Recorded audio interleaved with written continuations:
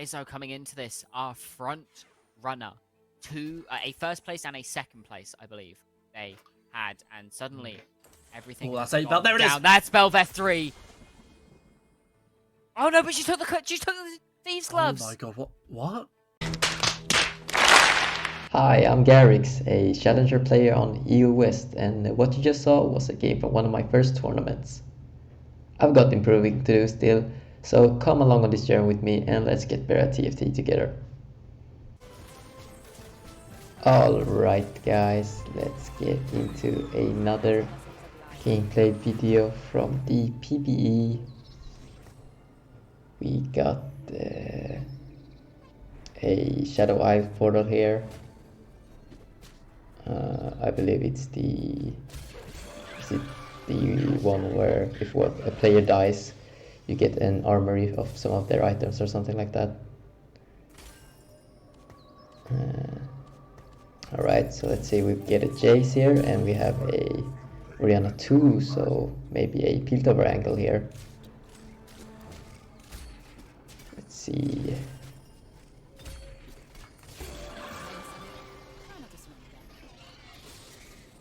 Three poppies as well. And no Vi here unfortunately, maybe next shop.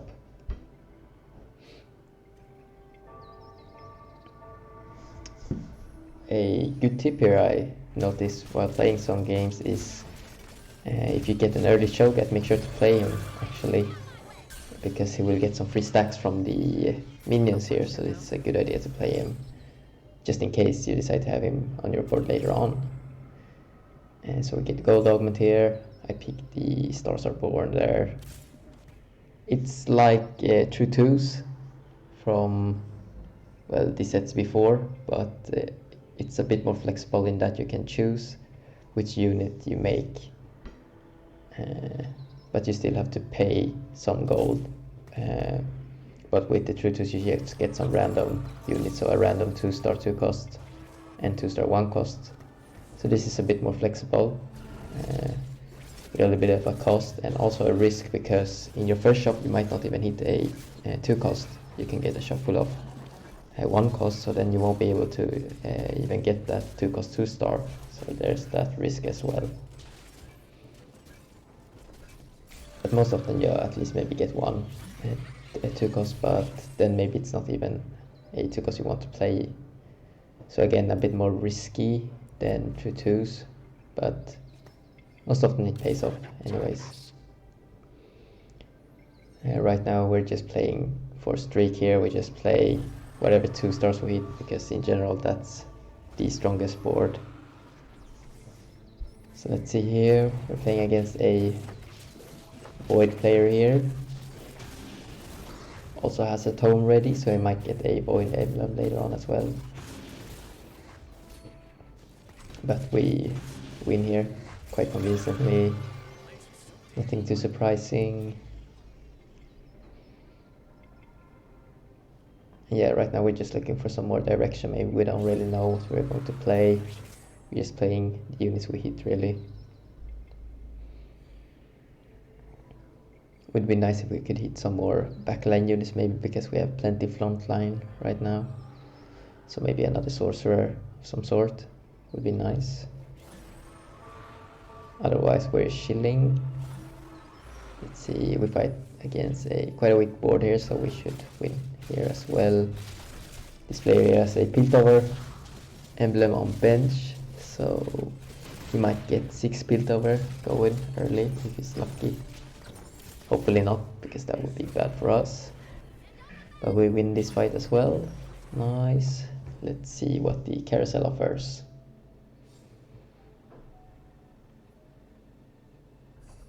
We have mostly flex item right now, not really any clear direction, like no bows, no sword, no rod. But we pick up the cloak here, so we can make the Dragon's Claw, which is never really a bad item.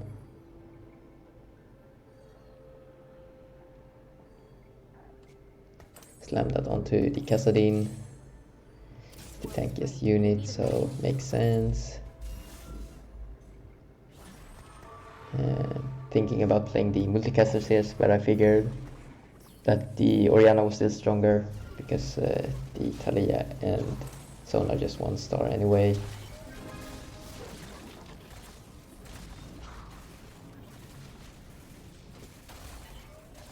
Fighting a player here with Ancient Archives as well. He has the Invoker emblem there, giving some mana to the units there, and unfortunately we lose here. I'm quite surprised here. We had 4 upgraded units, but still lost. That player had a Seri already though, that's a 4-cost unit, so I guess that's why we lost. At least here we hit Mansar, which gives us Sorcerer as well as the option to play Void by putting in the Shogat that we had on our bench. Also I swapped Shogats there because one of the Shogats already had some stacks actually from his using his ability. And as you can see, Void gives us this little Voidling thingy that spawns from the egg. And it actually matters where you put it because, well, first off it spawns from there, so you want it in the front line so it can take some aggro, but also it knocks up the units that are close to it on the enemy board. So it's important to place it or well positioned, well with it actually. Yeah, quite a lot of poppies and Oriannas here, but that's not really anything going to chase. Sending some random units here, we pick up a duplicator and a sword also from the crack, so not really the best items. Another Kassadin here, so maybe we can look for a Kassadin 3 as we have that lesser champion duplicator as well. We'll see, we'll see. Here I placed the egg in the front as well, so we get some extra value. As you can see there, it knocked up the poppy at the beginning, so some extra value.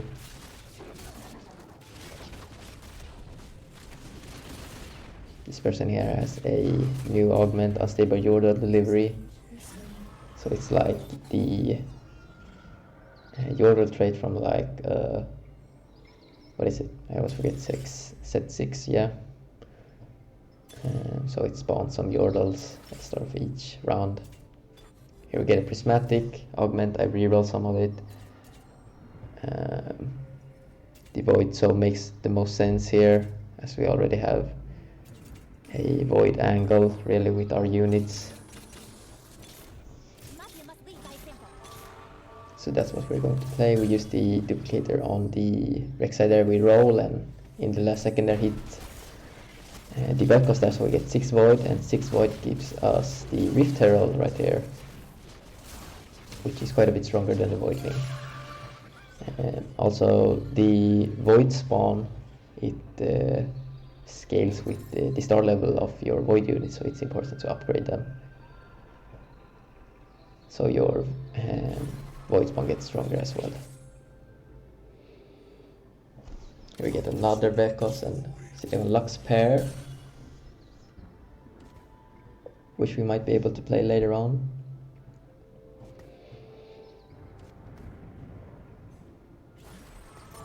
Just setting off the extra poppy there, not going for poppy 3.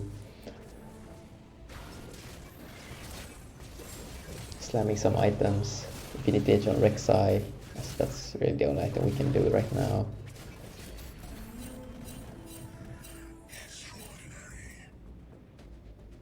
Yeah, you can pause the video there if you want to read the trait. And somebody is spam pinging here for some reason.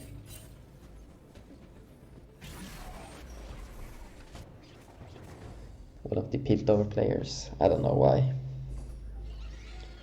I mean, the carousel here we probably want maybe the belt there would be the nicest, so we can finish the Warmogs for our Kassadin. Unfortunately that person picks it up, but there actually is a Kai'Sa here, so we'll pick that up. That's not too bad. And yeah, one player died, so we get one of their items actually. And yeah, we're quite lucky here because we get a sorcerer emblem, which is quite useful actually, because both Vel'Koz here and Malzahar are sorcerers, so we can go deeper into that tree along with our voids. So instead of the Malzahar, I play the Kai'Sa and put the sorcerer emblem on her, so we get that trait active still. And Kai'Sa is a really strong unit actually, really good carry if you give her some items.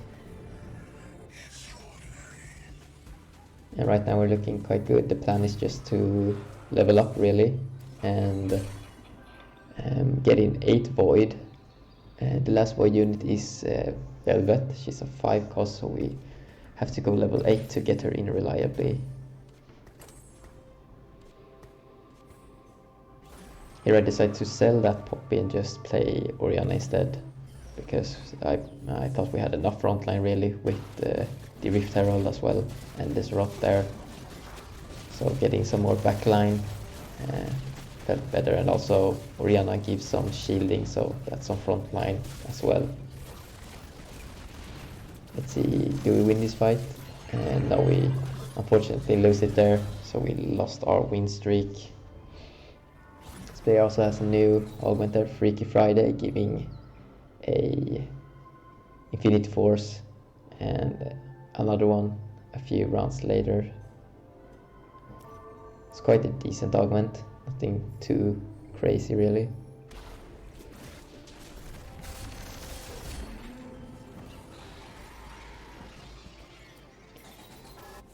We just got a chain vest there.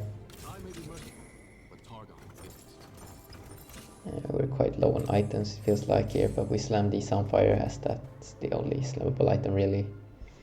Keep the Targon here, or Targon, I mean Taric, as he is he's a Targon unit, but he also has the Bastion and Sorcerer traits, which combos with our board quite well here.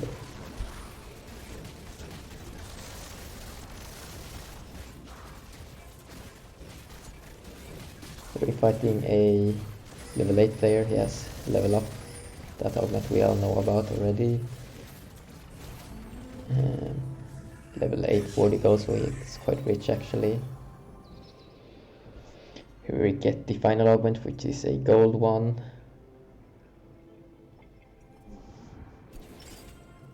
I just pick the social distance in there, which just gives our unit some extra stats for not being adjacent to other units.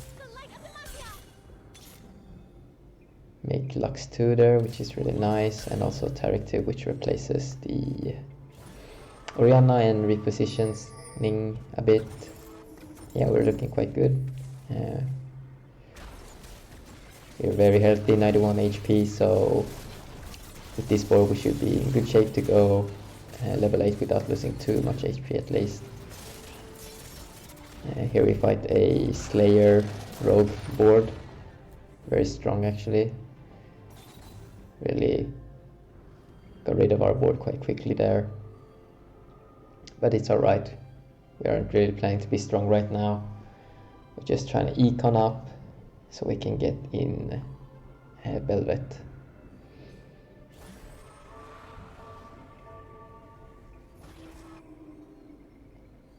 Let's see here, a player who has 2 Piltover emblems and also a Son emblem, so a lot of emblems here.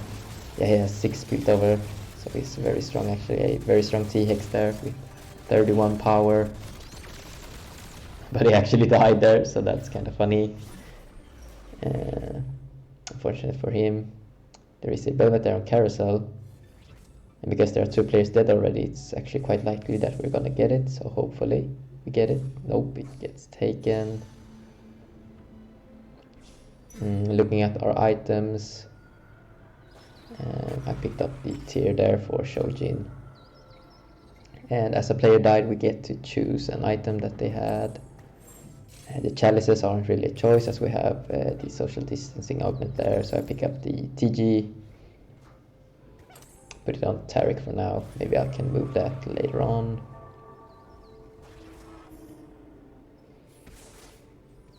Here we fighting a Demacia board. And this person is quite low as well, with a lot of gold, so if we beat them here, that would be quite unfortunate for them. And it looks like, yeah, we're going to beat them actually, so they're just gonna die with 50 gold. And we get one of their items here as well. Everything here is takeable really, except Juggernaut Emblem. So I decided to pay, or take the Ginsus here for our Kaisa, so she's fully itemized.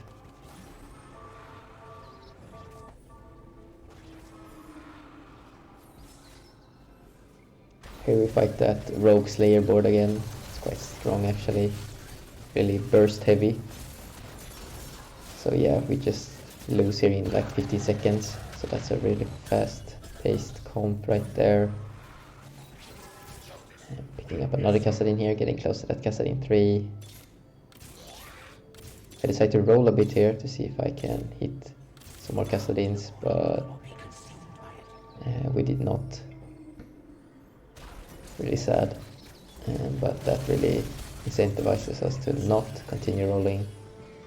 Here we get mostly tank components, but yeah, I still continue to roll here. I think I want to roll for the Kaisa 2 actually. Luckily though we hit a Velvet here, but now we're quite low on gold actually. I have to decide what to do with the items here, so I decided to do a Gargoyles along with the Guard Breaker for our Rek'Sai.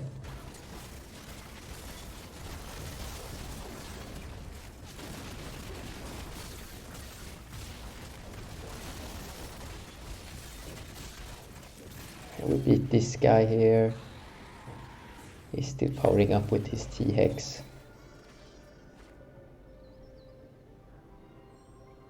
So I'm just trying to count here actually how much gold we need. So I'm gonna sell some units here and just level up between Malzar and Velvet and reposition like that.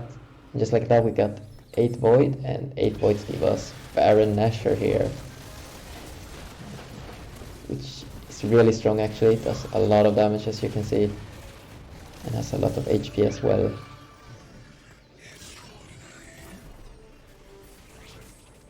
Another Kassadin there, so we are just one off. We really need that Kaisa 2 also right now, so we're looking for that as well. Again, now we're really strong. We have 8 Void, 4 Sorcerer, so not too shabby of a board right here.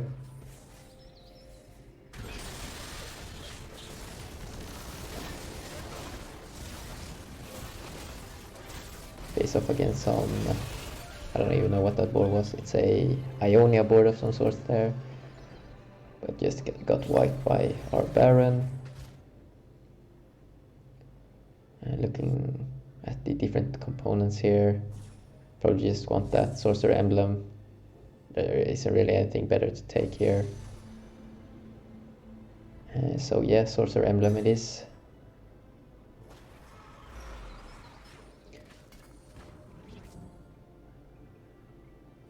Just looking at the scalings here, so Rek'Sai will get more healing from that. And there isn't really anyone to put it on anyways, besides Rek'Sai. Shogat isn't really that good of a holder. Repositioning a bit here. Now we're up against the ghost of that Piltover player. So yeah, should get his win.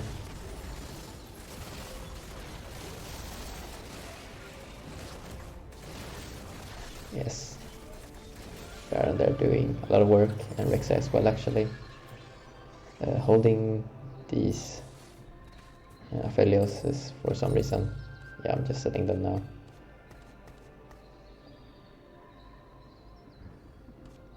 The rest of the lobby is getting quite low here. It's PBE, so I don't really know what the average rank is. But people are also trying out comps and such, so many are dying very early, as you saw. And we faced this Slayer guy again. He really wiped our board, but this time we had Baron, so Baron tanked a lot and also did a lot of damage there. Another player died, giving us another item. Yeah, the best option was the Guard Breaker there, so we can itemize our Lux. As she actually does a good amount of damage when she casts. Let's see here. Look for another Lux item, we take the Giant Slayer there. And we're just looking to go level 9 it seems. No reason to roll as we are win streaking right now.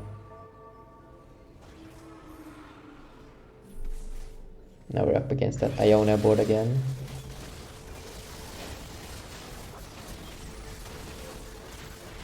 It's quite close actually. This person had a RD2 here, which is a very strong unit, but it was not strong enough.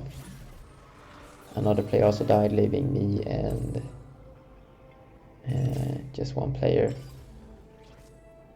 And because 2 players died there, we get 2 of these item armories. So we pick up the TG, put that on Vel'Koz, and I put the Morello on Nashor as maybe Lux can get a better item. Oh, this is the Yordo play actually. We haven't fought this person in a long time, so this person has gotten really strong actually. And yeah, it was quite close though, but we have a lot of gold to spend still, so it's alright. Let's see if we can win this though. Just slowly leveling here, just sacking one more round and then gonna level, and probably put in another sorcerer for 6 sorcerer and get our upgrades going as well.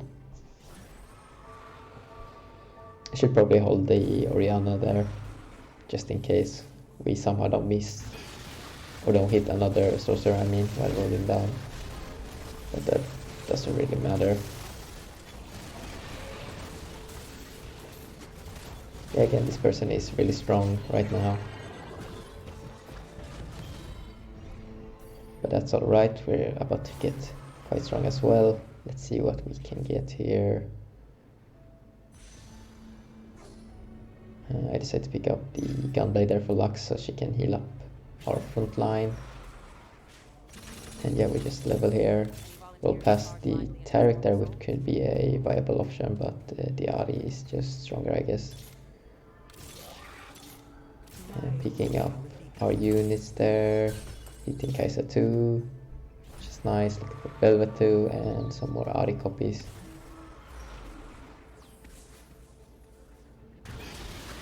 And if I had scouted there, I could also have moved our Vel'Koz there, which got a shroud from DTG actually and shrouded most of his team, but it didn't really matter as we won anyways.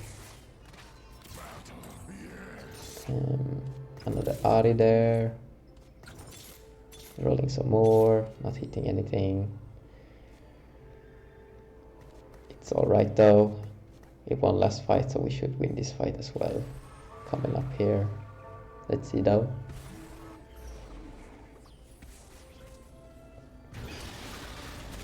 Yeah, the person we're fighting isn't really getting stronger either, so didn't resolve everything really.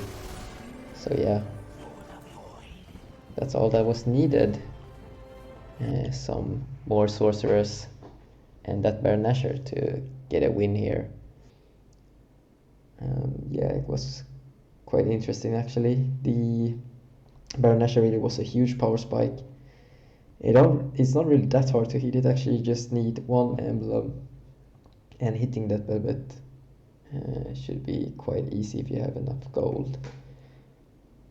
So yeah, hope you guys enjoyed this video and see you guys next time.